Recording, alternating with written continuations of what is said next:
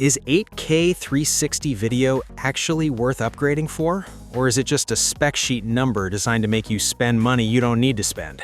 Because right now, the FPV community is genuinely split on this one. And honestly, the answer isn't as straightforward as DJI wants you to think. The Avata 360 just dropped, and every Avata 2 pilot is asking the same question. We're breaking down the sensors, the flight feel, the post-production reality, and everything in between to give you a straight answer. Stick around because the final verdict might actually surprise you.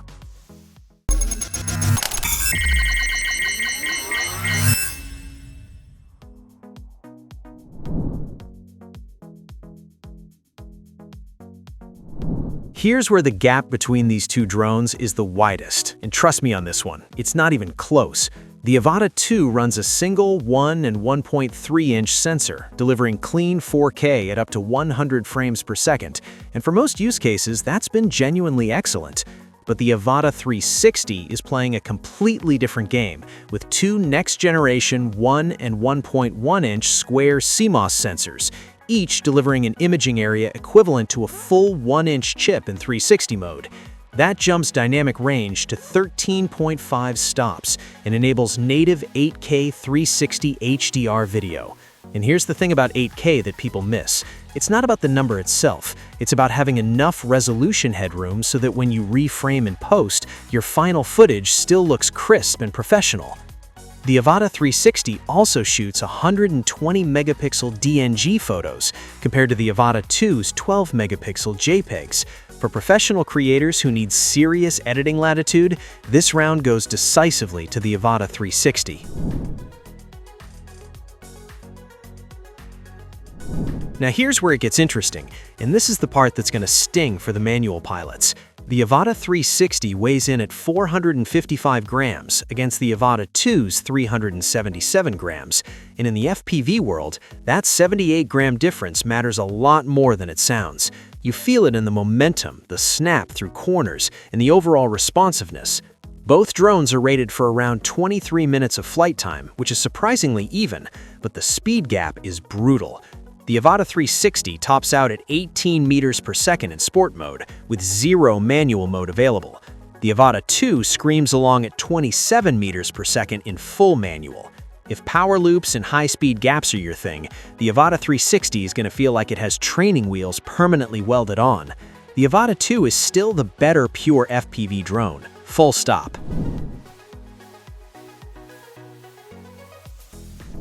You know what's funny? The area where the Avata 360 absolutely dominates is also the area most FPV pilots would never think to care about.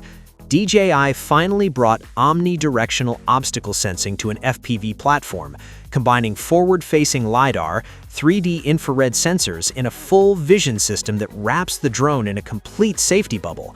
The Avata 2 only covers downward and backward, so a sideways strafe into a tree is entirely your problem. For creators shooting complex shots in tight spaces, that is a massive safety net. The rotating camera is another huge win, switching between 360 mode and a single-lens 4K mode at 60 frames per second.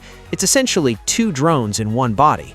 And unlike the Avata 2, which requires goggles at all times, the Avata 360 works with a standard RC2 controller, making it way more accessible for creators who aren't ready to commit to full-time goggle flying. So, here's where we have to get real for a second, because nobody talks about this enough. With the Avata 2, you land, pull the card, and your footage is ready to edit. Clean, simple, done. With the Avata 360, the flight is honestly only half the work. You're managing massive 8K files, reframing shots in post, and dealing with the stitching process. DJI has genuinely improved this workflow, with one-tap camera movements and DJI Studio and Premiere plugins that simplify things, but there is still an undeniable extra layer of complexity that comes with every single project. If you love finding the shot in the edit and using 360 flexibility to build something that looks impossible, this workflow feels like a superpower. If you just want to fly and deliver footage fast, it's going to frustrate you more than inspire you. So, here's where it all lands.